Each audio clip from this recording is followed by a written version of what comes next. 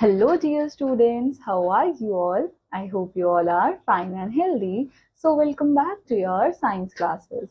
So, students, in our last class, we have learned about respiration, right? So, we have seen about aerobic, anaerobic respiration. Then we have also learned about the respiration in different organisms, and we have seen our respiratory system as well. So, I hope you all have revised that chapter. And now in today's class, we are going to start with a new chapter, that is transportation in animals and plants. So बच्चों, सबसे पहले what all things we are going to learn? We are going to understand the concept of transportation as movement of substances within living organism. So सबसे पहले हम लोग हमारे transportation के concept को समझने वाले हैं कि किस तरह से substances जो है वो living organisms के अंदर transport होते हैं. Then we are going to identify and describe the components of human circulatory system, including the heart, blood vessels and blood. इसके बाद what all things we are going to do? हम लोग identify करेंगे, describe करेंगे components हमारे human circulatory system के, and इसमें हम लोग heart के बारे में भी पढ़ेंगे, blood vessels के बारे में पढ़ेंगे and blood के बारे में पढ़ेंगे. Then we are going to recognize the role of blood in transportation, including functions of red and white blood cells and platelets. इसके बाद हम लोग हमारे ब्लड का रोल पढ़ेंगे कि क्यों ये ट्रांसपोर्टेशन में इतना ज्यादा जरूरी है, एंड बिसाइड्स दैट हम लोग हमारे ब्लड सेल्स के बारे में भी बात करेंगे. Then explore the transportation of water, minerals, food in plants through the xylem and phloem. And इसके बाद हम लोग बात करने वाले हैं ट्रांसपोर्टेशन सिस्टम की. सो ट्रांसपोर्ट वाटर का ट्रांसपोर्ट कैसे हो पाता है, मिनरल्स का कैसे होता है, फूड का कैसे होता है, एंड इसके लिए हमारे पास स्पेशलाइज्ड क्या होते हैं, टिश्यूज होते हैं जिनका नाम क्या है, xylem and phloem. इसके बाद we are going to learn explain the role of transportation in movement of water from roots to leaves in plants. So अब इसमें हम लोग ये भी पढ़ने वाले हैं कि ट्रांसपिरेशन किस तरीके से वाटर का मूवमेंट करवा पाती है रूट से लीव्स तक. So now students, here we have root up. So our body is composed of various organs, right, that function together to form an organ system. Identify the name of the organ system shown here in the given picture. So बच्चों, इस given picture में हमको कौन सा organ system दे रखा है? We have given here circulatory system. Now what would happen if this system gets impaired? बच्चों, अगर ये वाला सिस्टम काम ना करे, अगर या फिर इसमें कुछ प्रॉब्लम आ जाए, तो इसका मतलब हमारा ब्लड सर्कुलेशन जो है वो रुक जाएगा, हमारे बॉडी पार्ट्स को ऑक्सीजन नहीं मिल पाएंगे, न्यूट्रिएंट्स नहीं मिल पाएंगे. तो इसका मतलब अल्टीमेटली हमारी डेथ हो सकती है. So now here we have all living organisms need food, water and oxygen for their survival. So जितने भी living organisms है, सबको अपने survival के लिए क्या चाहिए? Food, water and oxygen. So अब ये सारे सब्सटेंसेस जो है वो क्या करे जाते हैं, वो ट्रांसपोर्ट करे जाते हैं डिफरेंट बॉडी पार्ट्स को. सो एनिमल्स में वेस्ट मटेरियल्स जो है वो भी मूव होने चाहिए to parts where they can be remove from body, right. So the heart and blood vessels work together to transport these essential substances in body and thus form the circulatory system. So in this chapter we will learn how substances are transported in both plants and animals. So बच्चों, हम लोगों को ये चाहिए कि हमारे पास जितने भी यूजफुल मटेरियल्स है वो सब हमारी बॉडी में ट्रांसपोर्ट हो पाए, देन वेस्ट मटेरियल्स हमारी बॉडी से बाहर भी जाने चाहिए. सो इन सब चीजों के लिए हमारे हार्ट एंड ब्लड वेसल्स जो है वो साथ में काम करते हैं, वो सारी यूजफुल चीजों को हमारी बॉडी के अंदर ट्रांसपोर्ट करवाते हैं. एंड ये कौन से सिस्टम के आता है, अंदर आता है सर्कुलेटरी सिस्टम के अंदर. So here we have transportation of substances in animals. So in living organisms, the process of transporting essential substances like nutrients, oxygen and waste plays a crucial role in maintaining life. So now बच्चों, अब living organisms के अंदर जो ये process है जिसमें हमको transport करना है essential substances को, जैसे कि nutrients को, oxygen को और waste materials को, ये सब बहुत ही एक crucial role play करते हैं हमारी life को maintain करने के लिए. So अगर हम बात करें unicellular organisms की, unicellular का मतलब क्या होता है, सिंगल सेल्ड ऑर्गेनिजम्स. सो उसमें हमारे पास है अमीबा एंड पैरामीशियम. सो ये सिंगल सेल्स ही अपने सारे लाइफ फंक्शंस को परफॉर्म कर पाते हैं. सो नाउ इसलिए ये लोग सिंपल डिफ्यूजन पे रिलाई करते हैं अपने ट्रांसपोर्ट के लिए. सो अब ये बने ही खुद एक सिंगल सेल के हुए हैं, सो इनको क्या ही नीड पड़ेगी इतने बड़े वेल डेवलप्ड सर्कुलेटरी सिस्टम की. सो इसलिए जब भी इनको चीजों को ट्रांसपोर्ट करवाना होता है तो ये डिफ्यूजन के थ्रू करवाते हैं. बट अगर हम बात करें मल्टी सेलुलर ऑर्गेनिजम्स की, सो वो एक कॉम्प्लेक्स सिस्टम है, तो वहां पर ऑर्गेनिजम्स को क्या चाहिए, ट्रांसपोर्टेशन करवाने के लिए, चीजों को एक जगह से दूसरी जगह मूव करवाने के लिए उनको एक सिस्टम चाहिए, and that is circulatory system. So हम सबसे पहले बात करेंगे circulatory system in human beings की। So in human circulatory system जो है वो बहुत ज्यादा एसेंशियल है for transportation of vital substances. So humans के अंदर जो ये सर्कुलेटरी सिस्टम है, इसका काम क्या है, ये चीजों को ट्रांसपोर्ट करवाता है, एंड वो चीजें क्या है, that is nutrient and oxygen through out the body. So this system functions like movement of blood. अब बच्चों इस सिस्टम में ये सारा काम हो कैसे पाता है, मूवमेंट ऑफ ब्लड की वजह से। सो अब ये ब्लड जो है वो फ्लो होता है एक extensive network of blood vessels के थ्रू, राइट, एंड ये जितनी भी ब्लड वेसल्स है ये सब लिंक्ड होती है हार्ट से, सेंट्रल ऑर्गन से, ड्राइविंग जो कि सर्कुलेशन प्रोसेस करवा रहा होता है। सो नाउ सबसे पहले हम लोग हमारे सर्कुलेटरी सिस्टम के अंदर ब्लड वेसल्स की बात करेंगे। सो हमारे पास ब्लड वेसल्स में तीन मेन टाइप की ब्लड वेसल्स है, and what are those blood vessels, we have arteries, veins and capillaries. So now सबसे पहले हम लोग बात करते हैं आर्टरीज की। So arteries are the blood vessels that carry oxygenated यानी कि oxygen rich blood from the heart to different parts of the body. So बच्चों आर्टरीज का काम क्या है, आर्टरीज जो है वो खाली ऑक्सीजनेटेड ब्लड को कैरी करती है, यानी कि इसके अंदर ऑक्सीजन ज्यादा होती है, और ये ब्लड कहाँ से कहाँ कैरी किया जाता है, हार्ट से different parts of the body तक। बट पल्मोनरी आर्टरी हमारे पास एक एक्सेप्शन है। सो पल्मोनरी आर्टरी क्या कैरी करती है, वो डीऑक्सीनेटेड ब्लड कैरी करती है। सो ये डीऑक्सीनेटेड ब्लड कहाँ से कहाँ कैरी करती है, हार्ट से लंग्स की तरफ, यानी कि ये हार्ट से लंग्स की तरफ ब्लड को लेकर जाती है प्योरीफाई करवाने के लिए। सो अब हमारे पास एक्सेप्शन क्या है, खाली पल्मोनरी आर्टरी। सो आर्टरीज के पास ना क्या होती है, थिक इलास्टिक वॉल्स होती है। सो क्यों आर्टरीज के पास थिक इलास्टिक वॉल्स है, ताकि ये लोग हमारे हार्ट का जो इतना ज्यादा प्रेशर है, हमारा हार्ट पंप करता है, पंप करने के बाद वो सारा ब्लड कहाँ जा रहा है, आर्टरीज के अंदर। सो पंपिंग की वजह से जो प्रेशर बिल्ड हो जाता है, उस प्रेशर को हमारी आर्टरीज झेल पाए, सो इसलिए इसकी वॉल्स कैसी होती है, थिक होती है। सो नाउ बच्चों here we have hands on learning. So यहाँ पे हमारा एम क्या है, to study the flow of blood through arteries. हम यहाँ पर आर्टरीज के अंदर ब्लड फ्लो की बात करेंगे।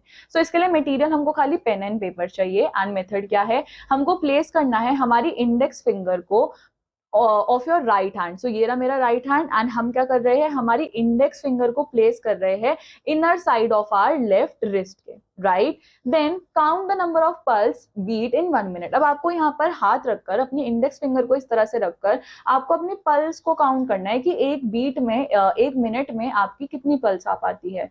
देन इसके बाद आपको पल्स बीट्स जो है पर मिनट रिकॉर्ड करने हैं अपने और अपने क्लासमेट्स के, एंड वैल्यूज को आप लोग कंपेयर करोगे। सो ऑब्जर्वेशन क्या आएगी कि आपको फील होगा कुछ थ्रॉबिंग मूवमेंट, जैसे ही आप अपनी मिडल और इंडेक्स फिंगर को इस तरह से रखोगे, राइट। देन इसके बाद क्या होने वाला है, कंक्लूजन क्या आएगा कि throbbing is called the pulse and it is due to blood flowing in the arteries. So बच्चों ये जो थ्रॉबिंग मूवमेंट है, ये जो हमको हमारी आर्टरीज के अंदर धक धक जो है वो हल्का सा फील हो रहा है, ये किसकी वजह से है, क्योंकि ब्लड जो है वो हमारी आर्टरीज के अंदर मूव कर रहा है। So number of beats per minute, उसी को क्या बोला जाता है, पल्स रेट। जिस तरह से number of breaths per minute को ब्रीदिंग रेट बोला जाता था, यहाँ पर number of beats per minute को पल्स रेट बोला जाएगा। सो रेस्टिंग में यूजुअली किसी पर्सन की कितनी पल्स रेट होती है, between 70 to 80 beats per minute. ना बच्चों नेक्स्ट हम लोग बात करेंगे वेन्स की। So veins are the blood vessels जो कि डीऑक्सीनेटेड ब्लड को कैरी करते हैं। सो हम लोगों ने किसकी बात करी थी, हम लोगों ने आर्टरीज की बात करी थी जो कि ऑक्सीनेटेड ब्लड कैरी करता है, बट वेन्स डीऑक्सीनेटेड ब्लड को कैरी करता है। एंड ये डीऑक्सीनेटेड ब्लड कहाँ से कैरी किया जाता है, हार्ट से to all parts of the body. So ना बच्चों अब होता क्या है, हर पार्ट ऑफ द बॉडी से इस ब्लड को कैरी बैक करके लेकर जाया जाता है हार्ट के पास। सो पल्मोनरी वेन एक खाली एक्सेप्शन है जो कि ऑक्सीनेटेड ब्लड को कैरी करती है, एंड ये ब्लड को कहां से कहां कैरी करती है, ये ब्लड को लेकर आती है लंग से हार्ट के पास। सो वेन्स के पास यूजुअली थिन वॉल्स होती है, एंड क्यों वेन्स के पास थिन वॉल्स है, क्योंकि उनको इतना ज्यादा हाई प्रेशर जो है वो नहीं झेलना पड़ता हमारे हार्ट का। सो यहाँ पर वेन्स के पास वॉल्स होते हैं, यानी कि इस तरीके का एक हमारे पास क्या होता है, एंट्री एंड एग्जिट बैरियर होता है। सो वॉल्स जो है वो वेन्स के अंदर ब्लड खाली एक ही डायरेक्शन में फ्लो होने के लिए अलाउ करती है, यानी कि टूवर्ड्स द हार्ट ओनली। सो ना बच्चों यहाँ पर हम कंपैरिजन देखेंगे आर्टरीज एंड वेन्स का। सो आर्टरीज का काम क्या है, वो ऑक्सीनेटेड ब्लड को कैरी कर रही है, एंड कहाँ से कैरी कर रही है, हार्ट से different parts of the body में। वेन्स का काम क्या है, वो डीऑक्सीनेटेड ब्लड कैरी करेगी, एंड कहाँ से, ये कैरी करेगी different parts of the body से towards the heart. Then arteries जो है वो डीप सीटेड होती है हमारी बॉडी में, यानी कि काफी अंदर की तरफ होती है, बट वेन्स हमको सुपरफिशियली जो है वो तब भी देखने को मिल जाती है। देन आर्टरीज क्या करती है, वो ब्लड वो ऑक्सीजन रिच ब्लड को कैरी करती है, एंड वेन्स क्या करती है, वो कार्बन डाइऑक्साइड रिच ब्लड को कैरी करती है। देन आर्टरीज थिक वॉल्ड होती है, बहुत बहुत मोटी वॉल होती है, एंड वेन्स की वॉल जो है वो कंपैरेटिवली थिन होती है। देन हम बात करेंगे कैपिलरीज की। सो कैपिलरीज क्या है, कैपिलरीज के पास थिन वॉल्ड ब्लड वेसल्स होती है, एंड ये थिन वॉल्ड ब्लड वेसल्स क्या करती है, आर्टरीज और वेन्स को आपस में कनेक्ट करती है। सो अगर ये आर्टरी है, ये वेन है, तो इन दोनों के बीच में हमको कैपिलरीज देखने को मिलेगी। सो आर्टरीज जो है वो छोटी छोटी ब्रांचेस में डिवाइड हो जाती है, एंड इस तरह से वो बॉडी टिश्यू के पास पहुंच पाती है। सो ये वेसल्स जो है वो फर्दर डिवाइड होती है into very thin tubes, and वो क्या बोला जाता है, कैपिलरीज। सो अब कैपिलरीज क्या करती है, वो मर्ज होती है वेन्स के साथ, एंड ये वापस जो हमारा डीऑक्सीनेटेड ब्लड है उसको हार्ट के पास लेकर जाती है। सो इनके थिन वॉल्स की वजह से हमारा oxygen, nutrient and carbon dioxide and waste product का एक्सचेंज जो है वो हो पाता है टिश्यू सेल्स के अंदर। सो नाउ बच्चों नेक्स्ट हम बात करेंगे ब्लड की। सो ब्लड क्या है, blood is constantly circulating red fluid. Blood कैसा होता है, रेड कलर का होता है, एंड ये कॉन्स्टेंटली हमारी बॉडी के अंदर मूव कर रहा है। सो ब्लड का काम क्या है, ये न्यूट्रिशन प्रोवाइड करता है, ऑक्सीजन प्रोवाइड करवाता है हमारे टिश्यूज को, एंड ऑल्सो ये हमारी बॉडी के अंदर से वेस्ट मटीरियल्स को भी रिमूव करवाता है। सो ब्लड एक लिक्विड है जिसके अंदर न्यूमरस सेल्स होते हैं, एंड प्रोटीन्स भी इसके अंदर सस्पेंडेड होते हैं। सो दस ब्लड जो है वो थिकर है than pure water, right. So average person, उसके पास 5 लीटर्स ऑफ ब्लड होता है। सो एक ह्यूमन बॉडी में एवरेजली कितना ब्लड है, 5 litres of blood. So now next we have liquid called plasma. So blood के अंदर बच्चों जो लिक्विड पार्ट होता है उसको क्या बोला जाता है, प्लाज्मा, एंड हाफ से भी ज्यादा कंटेंट हमारे ब्लड का लिक्विड ही है, यानी कि प्लाज्मा ही है। अब प्लाज्मा के अंदर बहुत सारे प्रोटीन्स होते हैं, एंड ये प्रोटीन्स हमारे ब्लड क्लॉटिंग में हेल्प करते हैं, चीजों को ट्रांसपोर्ट करवाने में हेल्प करते हैं, एंड और भी अदर वाइटल फंक्शंस को परफॉर्म करते हैं।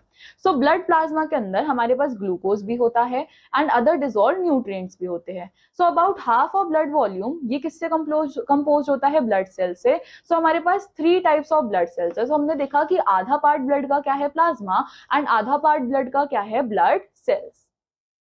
So now बच्चों next we have red blood cells. So red blood cells are disc shaped cells. Red blood cells की shape कैसी होती है, disc shape, and they contain a red colored protein called hemoglobin. And बच्चों अब disc shape होने के साथ साथ red blood cells के पास क्या है, एक red color का प्रोटीन है जिसको हम लोग क्या बोलते हैं, hemoglobin.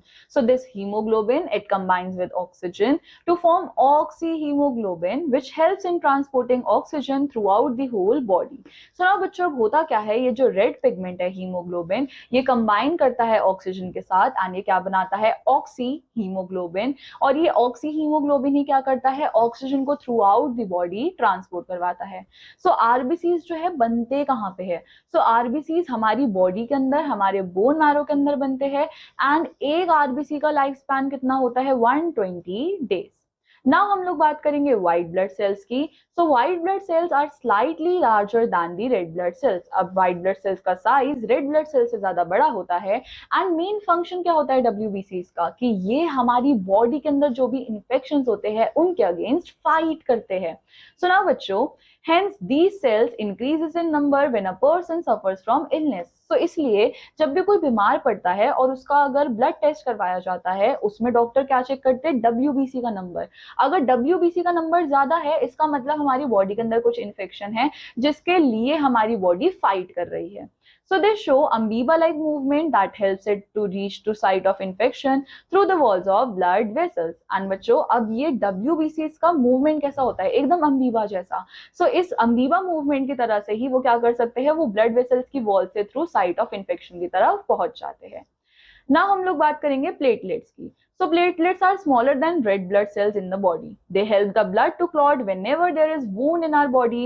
Platelets block the flow of blood and prevent blood loss. तो बच्चों प्लेटलेट्स क्या है, प्लेटलेट्स हमारे रेड ब्लड सेल से भी छोटे होते हैं, एंड ये क्या करते हैं, जब भी हमारी बॉडी में कहीं पर चोट लगी होती है, कहीं से खून आ रहा होता है, तो ये वहां पर जाकर ब्लड क्लॉटिंग करवाते हैं। सो प्लेटलेट्स जो है वो हमारी बॉडी के अंदर से ब्लड को ज्यादा लॉस नहीं होने देती। सोचो अगर हमारी बॉडी के अंदर प्लेटलेट नहीं होती, कहीं पे हमको हल्का सा कट लग जाता, तो वहां से खून जो है वो बहता रहता एंड हमारी बॉडी से सारा खून जो है वो खत्म हो जाता। Now students, here we have thought shower 1. So why is the color of blood red though it has constituents of different colors? So बच्चों यहाँ पर ये बोला जा रहा है कि ब्लड का कलर रेड ही क्यों है जबकि उसमें दूसरी चीजें भी तो है. So हमने अभी देखा ब्लड के अंदर आरबीसीज है जिसके अंदर हीमोग्लोबिन है एंड ये हीमोग्लोबिन ही क्या करता है, हमारे ब्लड को रेड कलर प्रोवाइड करवाता है. So here we have pick up more. So hundreds of people die due to unavailability of blood. Voluntary blood donation is harmless and painless and can save precious lives. Blood can be donated at hospitals and other places authorized by the government. Donated blood is stored with special care in blood banks. So now बच्चों, अब बहुत सारे लोग जो है ना उनकी death हो जाती है क्योंकि उनको ब्लड नहीं मिल पाता. So इसलिए हम लोगों को विलिंगली जो है वो ब्लड डोनेट करना चाहिए एंड ये बहुत हार्मलेस एंड पेनलेस प्रोसीजर होता है एंड ये बहुत सारे लोगों की जानों को बचा सकता है. सो हमको ब्लड कहाँ पे डोनेट करना है, हॉस्पिटल्स में या फिर जो गवर्नमेंट ऑथराइज प्लेसेस है वहां पे. एंड ये ब्लड जो है वो रेड ब्लड हमारे ब्लड बैंक्स के अंदर जो है वो स्टोर किया जाता है. So now here we have structure of heart. So बच्चों, आप लोगों ने बहुत बार सुना होगा कि हमारा जो फिस्ट का साइज होता है उसी के साइज जितना हमारा हार्ट का साइज होता है. सो हार्ट एक मस्कुलर ऑर्गन है, राइट. एंड ये मस्कुलर ऑर्गन करता क्या है, ये ऑक्सीजन रिच ब्लड जो है वो थ्रू आउट द बॉडी उसको पंप करवाता है. सो अब अगर हम इंटरनली जाए, हमारे हार्ट के अंदर जाए, तो हमको 4 चैम्बर्स देखने को मिलेंगे. सो इन चैम्बर्स में हमारे पास क्या है, ये चैम्बर्स एक दूसरे से कुछ वॉल से सेपरेटेड है. सो उस वॉल को क्या बोला जाता है, सेप्टम. सो टॉप चैम्बर्स, यानी कि अगर ये हमारे पास 4 चैम्बर्स है, सो ये ऊपर वाले दोनों चैम्बर्स को क्या बोला जाएगा, एट्रियम, यानी कि एट्रिया. इसको हम एट्रिया बोल सकते हैं एंड सिंगल एक चेम्बर के लिए हम लोग एट्रियम यूज करते हैं. देन नीचे वाले जो ये दोनों चैम्बर्स है इनको क्या बोला जाता है, वेंट्रिकल्स. सो बच्चों, अब ऊपर वाले दोनों चैम्बर्स एट्रियम एंड नीचे वाले ventricles. So these chambers help to avoid mixing of blood rich in oxygen with blood rich in carbon dioxide. अब इन chambers का काम क्या है, क्यों हमारी बॉडी में ये 4 chambers है, so that हमारी बॉडी के अंदर ब्लड का मिक्सिंग ना हो पाए, हमारा ऑक्सीजन वाला ब्लड हमारा कार्बन डाइऑक्साइड रिच ब्लड के साथ मिक्स ना हो पाए. सो नाउ लेफ्ट एट्रियम, उसको किससे कनेक्ट किया गया है, लेफ्ट वेंट्रिकल से. एंड राइट एट्रियम, वो किससे कनेक्टेड है, राइट वेंट्रिकल से. सो लेफ्ट एट्रियम के जस्ट नीचे क्या है, लेफ्ट वेंट्रिकल. राइट एट्रियम के जस्ट नीचे क्या है, राइट वेंट्रिकल. सो अब यहां पर होता क्या है कि जो ये ब्लड एक्सचेंज हो पाता है, यानी कि जो ये कनेक्शन है उनके, ये कनेक्शन हो क्यों पा रहा है, क्योंकि इन दोनों एट्रियम्स और वेंट्रिकल्स के बीच में एक वॉल्स है, एक ओपनिंग है. सो ये वॉल्स क्या करवाते हैं, ये ब्लड का फ्लो जो है वो एक ही डायरेक्शन में होने देते हैं, यानी कि खाली ब्लड एट्रियम से वेंट्रिकल के अंदर ही जाएगा, कभी भी वेंट्रिकल से एट्रियम के अंदर नहीं जाएगा. तो ना बच्चों, right side of the heart में क्या होता है, डीऑक्सीजनेटेड ब्लड, यानी कि जो हमारा राइट साइड है वहां पे डीऑक्सीजनेटेड ब्लड है, हमारा जो लेफ्ट साइड है वहां पर क्या होता है, ऑक्सीजनेटेड ब्लड. सो राइट साइड में इम्प्योर ब्लड आता है कहां से, डिफरेंट डिफरेंट बॉडी पार्ट से राइट साइड में डीऑक्सीजनेटेड ब्लड आता है. एंड इसके बाद हार्ट जो है वो पंप करता है इसको 2 आर्टरीज में, जो कि इस ब्लड को लेकर जाती है लंग्स के अंदर. सो अब लंग्स में क्या होता है, कार्बन डाइऑक्साइड दे दी जाती है, ऑक्सीजन वहां से एब्जॉर्ब कर ली जाती है, और अब ये प्योर ब्लड जो कि ऑक्सीजन वाला ब्लड है ये कहां पर एंटर करता है, हमारे लेफ्ट साइड ऑफ हार्ट में. एंड अब इस ऑक्सीजनेटेड ब्लड को हार्ट जो है वो पंप करवाता है एंड ये पहुंचता है हमारी बॉडी के अंदर through the biggest artery, and वो क्या है, aorta. So branches of this artery ये कैरी करती है प्योर ब्लड को to the rest of the body. So now बच्चों, here we have the function of heart, right. So अब हम लोग क्या करने वाले हैं कि हमारा हार्ट फंक्शन कैसे करता है. सो ब्लड जो है वो सर्कुलेट होता है ह्यूमन बॉडी के अंदर bye regular contraction and relaxation. अगर आप लोग अपने हार्ट पे इस तरीके से हाथ भी रखोगे तो आपको धक धक जो है वो फील होगी. सो ये धक धक क्यों आ रही है, कॉन्ट्रैक्शन एंड रिलैक्सेशन की वजह से. सो अब हम इस पूरे फंक्शनिंग को एक फ्लो चार्ट के थ्रू समझते हैं. सो सबसे पहले जब हार्ट कॉन्ट्रैक्ट करता है तो क्या होता है. So when left ventricle contracts, it's pump oxygenated blood to the main artery called aorta. तो ना बच्चों, आप लोग यहाँ पर देख सकते हो, सबसे पहले अगर हम हमारी लेफ्ट साइड को देखें तो हमारे पास लेफ्ट एट्रियम है, राइट. अब इस एट्रियम से ब्लड कहाँ पर आया है, वेंट्रिकल के अंदर. एंड वेंट्रिकल ने जैसे ही कॉन्ट्रैक्शन किया, सो आप लोग देखो यहाँ पर हमारे पास ये आर्टरी है और इसका नाम क्या है, आयोटा. ये आर्टरी क्या कर रही है, ये डिफरेंट बॉडी पार्ट्स तक इस ब्लड को लेकर जा रही है, right. Then aorta branches into many arteries which supply oxygenated blood to all parts parts of the body. अब ये आयोटा क्या करता है, ये छोटी छोटी ब्रांचेस में डिवाइड होता है एंड हर बॉडी पार्ट तक ऑक्सीजनेटेड ब्लड को पहुंचाता है। At the same time deoxygenated blood जो है वो भी लंग्स के पास भेजे जाते हैं प्योरिफिकेशन के लिए। सो बच्चों, अब जब हार्ट रिलैक्स कर रहा है तो उस टाइम पे डीऑक्सीजनेटेड ब्लड जो है वो कलेक्ट किया जाता है हर बॉडी पार्ट से। आप लोग यहाँ पर देख सकते हो कि डीऑक्सीजनेटेड ब्लड को कलेक्ट किया जा रहा है एंड अब ये डीऑक्सीजनेटेड ब्लड देखो कहां पर जा रहा है, इसको हमारा एक वेन लेकर जा रही है हमारे राइट एट्रियम में। राइट एट्रियम से ये कहां पर जाएगा, ये जाएगा राइट वेंट्रिकल में। एंड राइट वेंट्रिकल से अब जो हमारी ये पल्मोनरी आर्टरी है ये इस ब्लड को कैरी करके लेकर जा रही है लंग्स में फॉर प्योरिफिकेशन। तो इस तरह से क्या होता है, अब जब लंग्स में हमारा ये ब्लड गया तो अब लंग से वहां पे ये क्या करेंगे, ऑक्सीजन को एब्जॉर्ब करेंगे एंड अब पल्मोनरी वेन के थ्रू आप लोग स्टार्ट में देख सकते हो कि अब पल्मोनरी वेन क्या करेगी, इस लंग से ये ऑक्सीजनेटेड ब्लड को दोबारा से लेकर आएगी लेफ्ट एट्रियम में एंड इस तरह से हमारी साइकिल्स जो है वो कॉन्टिन्यूअसली चलती रहती है। Now next we have heart beat and pulse.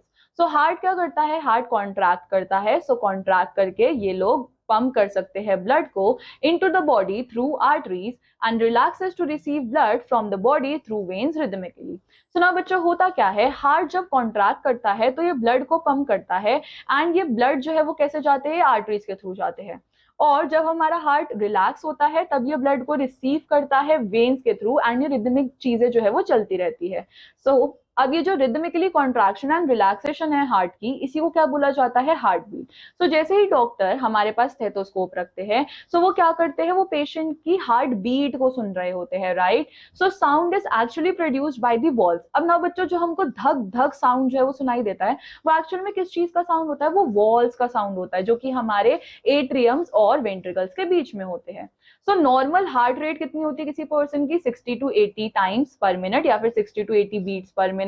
So some arteries ये हमारी स्किन के बहुत ज्यादा क्लोज होती है, such as in your wrist, neck और अपर आर्म। हम यहाँ पर कुछ कुछ आर्टरीज को जो है वो काफी इजीली फील कर सकते हैं। अगर हम एक फिंगर रखेंगे हमारे स्किन पर एंड प्रेशर डालेंगे तो हमको हल्का सा जो मूवमेंट है वो फील होगा एंड इसी तरीके की मूवमेंट्स को हम लोग क्या बोलते हैं, pulse. So in other words the stretching and relaxing of arteries with each heart beat is felt as throbbing movement called the pulse. So हम पल्स को किस तरीके से डिफाइन कर रहे हैं कि जब भी हमारी आर्टरीज अंदर स्ट्रेच और रिलैक्सिंग मूवमेंट होती है तो उसको हम लोग किस तरीके से बोल सकते हैं, हार्ट बीट की तरीके से एंड यही हमारा पल्स होता है।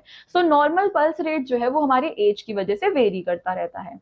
Now here we have hands on learning. So हमारा यहाँ पर एम क्या है, हमको कंस्ट्रक्ट करना है मॉडल ऑफ स्टेथोस्कोप को। सो इसके लिए आपको चाहिए small funnel, rubber tube, rubber sheet और बलून, पेपर, नोटपैड और पेन। एंड नाउ इन मेथड्स को परफॉर्म कर कर आप क्या करोगे, आप लोग एक स्टेथोस्कोप को बनाओगे एंड उस स्टेथोस्कोप से आप लोग क्या कर सकते हो, आप लोग हार्ट बीट जो है वो फाइंड आउट कर सकते हो। So now students, next we have transportation in lower animals. So animals like swans and hydra do not have circulatory system or blood. So now बच्चों अब अगर हम lower animals की बात करें तो जैसे कि स्पॉन्ज और हाइड्रा, उनके पास कोई सर्कुलेटरी सिस्टम थोड़ी ना होता है क्योंकि वो तो खुद इतने छोटे से ऑर्गेनिजम्स होते हैं। Instead they rely on surrounding water to bring in food and oxygen and remove waste materials and carbon dioxide. अब बच्चों इनके पास कोई सर्कुलेटरी सिस्टम नहीं है बट इनको भी तो खाना और ऑक्सीजन चाहिए। सो अब ये लोग अपने आसपास के वाटर के ऊपर डिपेंडेंट होते हैं कि ये वाटर जो है वो इनके लिए खाना और पानी लेकर आएगा एंड इनके वेस्ट मटेरियल्स और कार्बन डाइऑक्साइड को रिमूव करेगा। सो जैसे ही वाटर इनकी बॉडीज के अंदर फ्लो होता है, इनकी बॉडीज के अंदर और इनकी बॉडी से बाहर फ्लो होता है, so it performs the necessary function of nutrient intake and waste removal. Thus these animals do not require a circulatory fluid like blood for transportation of materials. So now बच्चों अब जैसे ही इनकी body के अंदर से या इनकी बॉडी के बाहर से वाटर का कोई मूवमेंट होता है, सो वही वाटर इनके न्यूट्रिएंट सप्लाई की तरह और इनके वेस्ट रिमूवल सिस्टम की तरह काम करता है एंड इसलिए इनको किसी भी सर्कुलेटरी सिस्टम या ट्रांसपोर्टेशन सिस्टम की जरूरत नहीं होती। Now here we have brush up session. So we have to write T for true and F for false. So the inside of the heart is divided into 3 chambers. अब जो हमारे heart का अंदर का स्ट्रक्चर है उसमें क्या 3 chambers होते हैं? No. So that means it is false क्योंकि हमारे हार्ट में तो 4 चैम्बर्स होते हैं। So now the 2 lower chambers with thick muscular walls, उनको क्या बोला जाता है? Ventricles. So yes, this is true. Then next we have in the lungs, the blood gives up carbon dioxide and picks up oxygen. So बच्चों lungs में तो यही होता है, blood carbon dioxide को छोड़ देता है and oxygen को pick up करता है. So this is true. So a normal heart beat 60 to 70 times a minute. So ना बच्चों, अगर हम बात करें एक नॉर्मल हार्ट बीट की, तो क्या वो खाली 60 to 70 टाइम्स ही बीट करता है? नो, उसका अप्रोक्स क्या होता है? 72 to 80 times. So this is false. Next we have the normal pulse rate varies with age. So now बच्चों, अगर किसी की पल्स एज की बात करें तो वो एज के साथ वेरी करती है, right? So this is true. Then the top chambers of the heart are auricles. So yes, this is also true.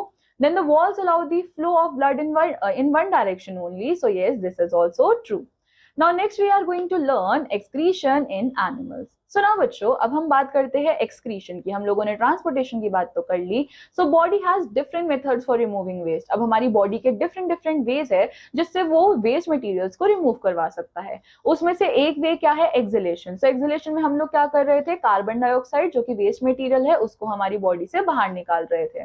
अब दूसरा मेथड क्या है? ईजेशन। एंड ईजेशन में हम लोग क्या करते हैं? अनडाइजेस्टेड फूड को हमारी बॉडी से रिमूव करवाते हैं through anus. However waste materials जो कि हमारी बॉडी के अंदर प्रोड्यूस होते हैं उनको भी बाहर निकालना है।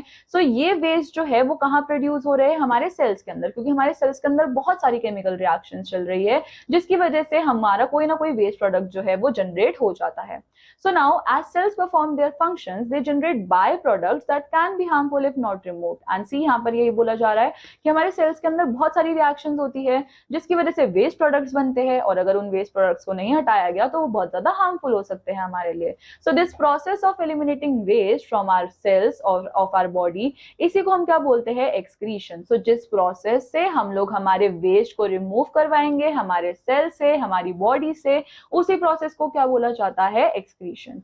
सो अब कौन कौन से ऑर्गन्स चाहिए होते हैं एक्सक्रीशन में? सो वी ऑल नो कि हमारे पास क्या है? एक पूरा एक्सक्रीटरी सिस्टम है, एंड उस एक्सक्रीटरी सिस्टम के अंदर हमारे पास डिफरेंट ऑर्गन्स है। सो अब ये सिस्टम, ये एक्सक्रीटरी सिस्टम क्या इंश्योर करता है? कि हमारी बॉडी क्लीन रहे एंड उसके अंदर कोई भी टॉक्सिक सब्सटेंस ना प्रेजेंट हो। सो अब हम बात करते हैं ह्यूमन एक्सक्रीटरी सिस्टम की। सो ह्यूमन एक्सक्रीटरी सिस्टम बहुत ज्यादा इंपॉर्टेंट होता है किस चीज के लिए? वेस्ट को रिमूव करवाने के लिए। सो अगर हम लोगों को हमारी बॉडी से वेस्ट रिमूव करवाना है तो उसके लिए we all need excretory system. So बच्चों, यहाँ पे इस प्रोसेस में हमारे पास कौन है? किडनी। सो हमारा एक ऑर्गन क्या है एक्सक्रीटरी सिस्टम का? किडनी। एंड ये किडनी फिल्टर्स की तरह काम करते हैं, छन्नी की तरह काम करते हैं। सो अब यहाँ पर इस फिल्ट्रेशन में जो फिल्ट्रेशन प्रोसेस है वो किसकी थ्रू हो पाता है? नेफ्रॉन्स के थ्रू, जो कि किडनी के अंदर होते हैं। एंड हमारी किडनीज मिलियंस ऑफ नेफ्रॉन से बनी हुई होती है। सो जैसे ही ब्लड पास करता है हमारी दोनों किडनी से, सो जितने भी यूजफुल एंड हार्मफुल सब्सटेंसेस है वो दोनों चीजें लेकर आता है, क्योंकि ब्लड में तो अभी तक फिल्ट्रेशन हुई नहीं किडनी में आने से पहले तक। सो यूजफुल सब्सटेंसेस को क्या किया जाता है? किडनी उनको दोबारा से रीएब्सॉर्ब करवा देती है हमारी ब्लड स्ट्रीम के अंदर। एंड जितने भी हार्मफुल सब्सटेंस होते हैं उसको वो क्या करती है? वाटर के अंदर डिसॉल्व करवा देती है एंड यूरिन बनाती है। सो जैसे ही यूरिन पास होता है हमारी किडनी से, सो यूरिन कहाँ जाता है? यूरिनरी ब्लैडर के अंदर। और इस यूरिनरी ब्लैडर के अंदर यूरिन जो है वो स्टोर होकर रहता है जब तक हम लोग इसको पास नहीं करवाते, यानी कि जब तक हम लोग यूरिनेट नहीं करते। सो यूरिन जो है वो किडनी से यूरिनरी ब्लैडर में आता कैसे है? यूरेटर्स के थ्रू, यानी कि ये दो पाइप्स के थ्रू। आप लोग यहाँ पर देख सकते हो, ये रहा किडनी, ये रहा हमारा यूरिनरी ब्लैडर, एंड इसके बीच में हमारे पास दो यूरेटर्स है, राइट? सो अब it is stored in bladder. So अब हमारा यूरिन जो है वो यूरिनरी ब्लैडर में स्टोर्ड रहता है एंड इवेंचुअली ये हमारी बॉडी से पास आउट हो जाता है। बट कैसे पास आउट होता है? एक छोटी सी ओपनिंग, एक छोटी सी ट्यूब के थ्रू, जिसका नाम क्या होता है? Urethra. So together kidneys, ureters, bladder and urethra, ये सब मिलकर क्या बनाते हैं? Excretory system. एंड बच्चों, ये एक्सक्रीटरी सिस्टम का डायग्राम भी बहुत ज्यादा इंपॉर्टेंट है, तो आपको इसको बनाने की भी प्रैक्टिस करनी है। Then an adult human typically excretes about 1 to 1.8 liters of urine in 24 hours. So now बच्चों, अब एक adult human जो है वो पूरे दिन के अंदर 1 से 1.8 लीटर तक यूरिन जो है वो बाहर एक्सक्रीट आउट कर सकता है। एंड यूरिन के अंदर होता क्या है? यूरिन के अंदर 95% तो पानी ही होता है, 25% यूरिया होता है, एंड 2.5% यूरिया होता है, एंड 2.5% अदर वेस्ट होते हैं। सो नाउ बच्चों, इन एडिशन टू यूरिनेशन, अब एक तरीका तो ये हो गया कि हमारी बॉडी यूरिनेशन के थ्रू वेस्ट प्रोडक्ट को निकाल रही है, बट हमारी बॉडी इसके अलावा एक और तरीके से वेस्ट प्रोडक्ट निकालती है, एंड वो क्या है? वो है स्वेटिंग। सो स्वेट के अंदर वाटर भी होता है, स्वेट के अंदर सॉल्ट्स भी होते हैं। इसलिए क्या होता है कि जब कभी बहुत ज्यादा स्वेटिंग होती है तो व्हाइट पैचेस हमको देखने को मिल जाते हैं हमारे क्लोथ्स के ऊपर, राइट। एंड ये व्हाइट पैचेस यूजुअली हमको अंडर आर्म्स के अंदर देखने को मिलते हैं हॉट वेदर के टाइम पे। सो स्वेटिंग जो है वो सॉल्ट तो रिमूव करवाता ही है, बट इसके साथ साथ स्वेटिंग हमारी बॉडी को कूल भी रखवाता है, ये हमारी बॉडी के टेम्परेचर को कंट्रोल भी करता है। सो नाउ बच्चों here we have pick up more. So जब भी किसी पर्सन की किडनी फेल हो जाती है, उसमें इन्फेक्शन हो जाता है, उसमें इंजरी हो जाती है, सो अब होगा क्या, उस पर्सन की बॉडी के अंदर तो वेस्ट एक्यूमुलेट होने लग जाएंगे, एंड इसी कंडीशन को क्या बोला जाता है, किडनी फेलियर। सो नाउ अब इस किडनी फेलियर की वजह से बहुत सारे वेस्ट प्रोडक्ट जो है हमारी बॉडी के अंदर एक्यूमुलेट हो जाते हैं, एंड अब किडनी जो है वो तो उनको फिल्टर कर नहीं पा रही। सो इसलिए अब हम क्या करते हैं, हम एक आर्टिफिशियल किडनी की हेल्प लेते हैं एंड एक प्रोसीजर करते हैं जिसका नाम क्या होता है, डायलिसिस। सो अब डायलिसिस में हम लोग आर्टिफिशियल किडनीज की हेल्प करते हैं। एक आर्टिफिशियल किडनी मशीन होती है जो कि हमारे ब्लड को प्योरीफाई करती है, हमारे ब्लड से जितना भी वेस्ट है उसको रिमूव करवाती है एंड हमारे ब्लड को फिल्टर करती है। सो नाउ अब ये आर्टिफिशियल किडनीज एकदम हमारी नेचुरल किडनी की तरह ही काम करती है एंड हमारी हेल्थ को मेंटेन रखती है। So now students, here we have excretory material in different animals. So अब अगर हम बात करें different animals की, so वो लोग भी क्या करते हैं, different चीजों को excrete out करते हैं। जैसे कि अगर हम बात करें अमोनिया की, so अमोनिया जो है वो aquatic animals में सबसे ज्यादा excrete out होता है, जैसे कि fish. So fishes क्या करती है, वो excrete करती है अमोनिया को, एंड अमोनिया एक बहुत ही ज्यादा टॉक्सिक सब्सटेंस है जो कि वाटर के साथ बहुत जल्दी डिसॉल्व हो जाता है। Hence it is suitable for animals living in aquatic animals. Then हम लोग बात करते हैं यूरिक एसिड की। सो लैंड एनिमल्स जैसे कि लिजर्ड, बर्ड्स एंड स्नेक्स, ये सब क्या करते हैं कि ये सेमी सॉलिड व्हाइट सब्सटेंस जो है वो अपनी बॉडी से एक्सक्रीट आउट करते हैं, उसी को हम बोलते हैं यूरिक एसिड। सो यूरिक एसिड हमारे अमोनिया से तो कम टॉक्सिक होता है, एंड ऑल्सो ये जो है वो क्या करता है, ये वाटर को कंजर्व करके रखता है। So it is crucial for animals living in dry environment कि उनको पानी की कमी ना हो। नाउ नेक्स्ट हमारे पास है यूरिया, एंड यूरिया जो है वो हम ह्यूमंस का मेन एक्सक्रीटरी प्रोडक्ट है। यूरिया जो है वो कम टॉक्सिक होता है अमोनिया से, एंड ये क्या करता है, ये भी पानी के साथ सोल्यूबल हो जाता है, एंड दैट इज वाई अब ये क्या करता है, हमारी बॉडी से इजिली पास आउट हो जाता है। नाउ नेक्स्ट हम बात करेंगे ट्रांसपोर्टेशन इन प्लांट्स की। सो नाउ बच्चों, प्लांट्स क्या करते हैं, वो वाटर को एब्जॉर्ब करते हैं, मिनरल्स को एब्जॉर्ब करते हैं, बट कैसे, अपनी रूट्स के थ्रू, राइट। हम लोगों ने इस चीज के बारे में पढ़ा था। सो अब वाटर जो है और मिनरल्स जो है वो प्लांट्स की रूट्स के थ्रू एब्जॉर्ब होंगे, एंड इन रूट्स के पास क्या होते हैं, रूट हेयर्स होते हैं। सो ये रूट हेयर्स क्या करते हैं, इनकी रूट्स के सरफेस को इंक्रीज करेंगे, जिसकी वजह से ज्यादा वाटर एब्जॉर्ब हो पाए, ज्यादा से ज्यादा मिनरल्स जो है वो एब्जॉर्ब हो पाए। एंड यहाँ पे एक प्रोसेस होता है, वो प्रोसेस क्या है, ऑस्मोसिस। ऑस्मोसिस का मतलब क्या होता है कि यहाँ पर चीजों का ट्रांसपोर्ट हो पाता है हाई कंसंट्रेशन से लो कंसंट्रेशन में in the presence of semi permeable membrane. So now बच्चों, रूट हेयर जो कि कांटेक्ट में होते हैं हमारे वाटर के साथ, and they are found between soil particles. So from the root hairs water enters the vascular tissue called xylem. Other vascular tissue called phloem helps in transportation of food. So now बच्चों, अब होता क्या है कि हमारे root hairs ने water को absorb किया, वाटर प्लांट की बॉडी के अंदर आ गया। अब यहाँ से वाटर का ट्रांसपोर्टेशन एक स्पेशल टिश्यू के थ्रू होता है जिसका नाम क्या होता है, जाइलम। एंड ये सेम चीज फूड के साथ भी होती है, बट उसमें हमारे पास जाइलम नहीं होता, उसके लिए दूसरा स्पेशल टिश्यू होता है, वो क्या होता है, फ्लोएम। सो नाउ here बच्चों we have pick up more. So when vegetables like ladyfinger are placed in water, they absorb it through their tissues. This process involves water diffusing into cells through tiny openings and channels that help to rehydrate the vegetable. So now बच्चों, जैसे ही हम लोग हमारी vegetable या जैसे कि lady finger उसको पानी के अंदर रखते हैं, तो ये लेडी फिंगर क्या करती है, ये पानी को एब्जॉर्ब कर लेती है अपने टिश्यूज के अंदर थ्रू।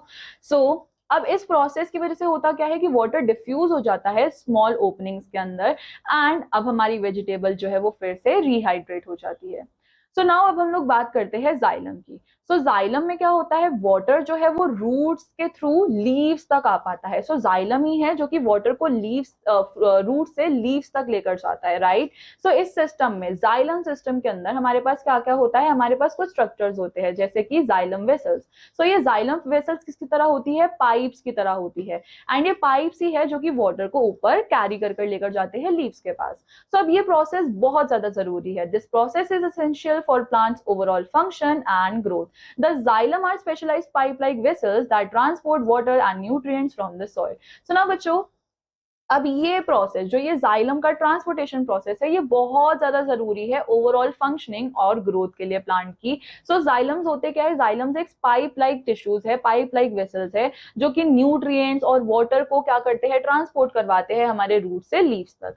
सो जाइलम का एक कॉन्टिन्यूस नेटवर्क है जो कि कनेक्ट करके रखता है रूट्स को लीव्स से through the stem and branches. And ये सिस्टम इतना ज्यादा जरूरी क्यों है, ताकि ये इंश्योर करे कि वाटर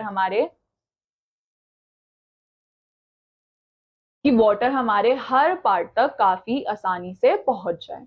ना बच्चों, नेक्स्ट हम बात करेंगे फ्लोएम की। सो हमने देखा जाइलम क्या ट्रांसपोर्ट करवा रहा है, वाटर को, बट फ्लोएम क्या करता है, फ्लोएम फूड का ट्रांसपोर्टेशन करवाता है। सो जो भी लीव्स जो भी फूड लीव्स के अंदर बनते हैं, वो फूड जो है वो हर पार्ट ऑफ द प्लांट को चाहिए, राइट। सो इसलिए इस ट्रांसपोर्ट को मैनेज करने के लिए हमारे पास एक वैस्कुलर टिश्यू है जिसका नाम क्या है, फ्लोएम। एंड इस प्रोसेस को, फूड के ट्रांसपोर्टेशन को क्या बोला जाता है, ट्रांसलोकेशन। सो फ्लोएम जो है वो भी पाइपलाइंस की तरह ही एक्ट करते हैं, एंड वो भी कैरी कर लेकर जाते हैं प्रिपेयर्ड फूड को लीव से हर प्लांट बॉडी के पास। सो फ्लोएम जो है उनके पास क्या होती है, फ्लोएम ट्यूब, जिसको हम लोग क्या बोलते हैं, seed tubes. So now students, here we have thought shower 2. So how would a plant's growth be affected if its phloem were damaged or blocked? Discuss and share your findings in class. So बच्चों, अगर किसी भी plant के अंदर phloem damage हो गया है या ब्लॉक हो गया है, तो इसका मतलब अब जो भी फूड लीफ के अंदर प्रिपेयर हो रहा है वो दूसरे प्लांट पार्ट्स तक नहीं जाएगा, उनको एनर्जी नहीं मिल पाएगी, एंड इवेंचुअली वो लीव्स जो है वो ड्राई हो जाएगी, वो मर जाएंगी। Now next we have hands-on learning 3. So बच्चों, हमारे पास एम क्या है, to show that phloem transport food prepared by leaves. हमको यहाँ पर क्या दिखाना है कि फ्लोएम जो है वो ट्रांसपोर्ट करता है फूड को जो कि लीव्स के थ्रू बनते हैं। इसके लिए हमको मटेरियल क्या चाहिए, we need potted plant and a razor blade. So now अब हम करने क्या वाले हैं, हम एक पॉटेड प्लांट लेने वाले हैं जिसकी एक थिक स्टेम है। हम केयरफुली रिमूव करेंगे इसको, बार्क ऑफ द स्टेम को, with the help of blade, right. अब this process is called girdling. Keep the plant in sunlight for about a week. So आप लोग देख सकते हो कि यहाँ पर हमारे पास एक गर्डल स्टेम है, एंड इसको हम लोगों ने कुछ दिनों के लिए छोड़ दिया। ऑब्जर्वेशन हमको क्या देखने को मिलेगी कि part of the stem above the girdle, ये क्या शो कर रहा है, swelling, while the part lower portion, ये क्या हो गया, ये ड्राई हो गया है। सो अब ये क्या इंडिकेट कर रहा है कि पोर्शन जो कि बिलो द गर्डल है वो डिस्कनेक्ट हो चुका है by removal of phloem tissue. Thus foods जो है वो ट्रांसलोकेट नहीं हो पा रहे, वो खाली अबव गर्डल तक ही है, जिसकी वजह से अबव गर्डल में स्वेलिंग हो गई है, वहां पे फूड ज्यादा हो गया है, बट जो नीचे वाला पार्ट है यहाँ पर फूड कम है, एंड इसलिए वो ड्राई हो गया है। So now students, next we have transpiration in plants. So transpiration is the process by which plants release water into the air. Transpiration एक ऐसा process है जिससे होता क्या है, plants water को air के अंदर release करते हैं। So plants जो है, plants take in water and mineral nutrients from soil. Plants अपना वाटर और मिनरल कहाँ से लेते हैं, सॉइल से, but not all water is used. अब इसका मतलब ये नहीं कि जितना भी पानी वो ले रहे हैं वो सारा का सारे पानी जो है वो यूज हो रहा है। इंस्टेड एक्सेस ऑफ वाटर जो है वो इवेपोरेट हो जाता है। So excess of water evaporate through small openings called stomata on the leaves. अब होता क्या है कि बहुत सारा पानी जो है वो लीव्स के अंदर जो स्टोमेटा होता है वहां से इवेपोरेट हो जाता है, एंड ये इवेपोरेशन क्रिएट करता है एक सक्शन पुल। सो होगा क्या बच्चों, जैसे ही एक पानी इवेपोरेट हुआ उसकी जगह दूसरा पानी आएगा, फिर उसकी जगह दूसरा आएगा, उसकी जगह दूसरा आएगा, जिसकी वजह से एक सक्शन पुल क्रिएट होता है। So that is how root से लीव्स तक वाटर जो है वो ऊपर की तरफ ट्रांसपोर्ट हो जाता है। इस प्रोसेस को आपको सिमिलरली किस तरीके से इमेजिन करना है, एक स्ट्रॉ की तरह, जिस तरीके से आप स्ट्रॉ के अंदर से वाटर सक करते हो या कोई कोल्ड ड्रिंक सक करते हो। सो कोल्ड ड्रिंक ऊपर आ जाती है, तो यहाँ पे सकिंग मैकेनिज्म किसकी वजह से हो पा रहा है, ट्रांसपिरेशन यानी कि वाटर इवेपोरेशन की वजह से। So it helps to draw water up from the roots to the leaves, even in tall trees. Additionally, transpiration helps to cool the plant. And बच्चों, जिस तरीके से sweating evaporation of water ही तो था हमारी body surface से, so जब वो हमको cooling effect produce कर रहा है, so transpiration भी क्या करता है, वो भी plant को एक cooling effect produce करवाता है। So now students, here we have wrap up. So all organisms, जितने भी organisms है, सबको food, water, oxygen चाहिए, and सबको remove करना है waste materials को उनके survival के लिए। जितने भी एनिमल्स है उन सबके पास क्या है, सर्कुलेटरी सिस्टम है। सो उनके पास सर्कुलेटरी सिस्टम में क्या क्या होता है, हार्ट एंड ब्लड वेसल्स जो कि चीजों का ट्रांसपोर्ट करवा पाते हैं। देन ब्लड किसका बना है, फ्लूइड जिसका नाम है प्लाज्मा। देन इसके बाद इसमें रेड ब्लड सेल्स भी है जो कि कैरी करते हैं ऑक्सीजन को हीमोग्लोबिन की हेल्प से। WBCs है जो कि जर्म से फाइट बैक करते हैं। प्लेटलेट्स है जो कि क्लॉटिंग में हेल्प करते हैं। देन आर्टरीज क्या कैरी करती है, ऑक्सीजन रिच ब्लड को from the heart, while veins जो है वो क्या कैरी करती है, कार्बन डाइऑक्साइड रिच ब्लड को, एंड वो वापस हार्ट के पास लेकर आती है। कैपिलरीज कनेक्ट करती है आर्टरीज एंड वेन्स को। हार्ट पंप करता रहता है ब्लड को कॉन्टिन्यूसली, एंड हार्ट के पास 4 चैम्बर्स है, 2 एट्रिया एंड 2 वेंट्रिकल्स। एंड ये चेम्बर्स क्या करते हैं, ये ऑक्सीजन रिच ब्लड और कार्बन डाइऑक्साइड रिच ब्लड को सेपरेटेड रखते हैं। Then rhythmic contraction and relaxation जो कि हमारे हार्ट मसल्स में होती है वही प्रोड्यूस करती है हार्ट बीट, जिसको हम एक पल्स की तरह फील कर सकते हैं।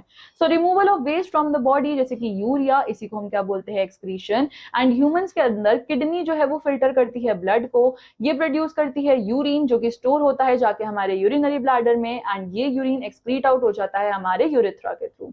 देन प्लांट्स का यूज करते हैं, प्लांट जाइलम को यूज करते हैं वाटर ट्रांसपोर्टेशन के लिए, मिनरल्स ट्रांसपोर्टेशन के लिए, एंड फ्लोएम को यूज करते हैं फूड ट्रांसपोर्टेशन के लिए। सो प्लांट्स जो है वो रिलीज कर देते हैं वाटर को थ्रू स्टोमेटा, एंड इसकी वजह से होता क्या है कि हमारा ट्रांसपिरेशन की वजह से कूलिंग इफेक्ट हो पाता है एंड वाटर का ट्रांसपोर्ट हो पाता है। So now students, here on the basis of the chapter you have this exercise in which you have few questions and you also have case study and prescribed questions. So I want you all to complete this exercise and this completes our chapter. I hope आप सब लोगों को ये chapter अच्छा लगा होगा and आप सब लोगों ने अपने circulatory system के बारे में काफी अच्छे से चीजों को समझा होगा.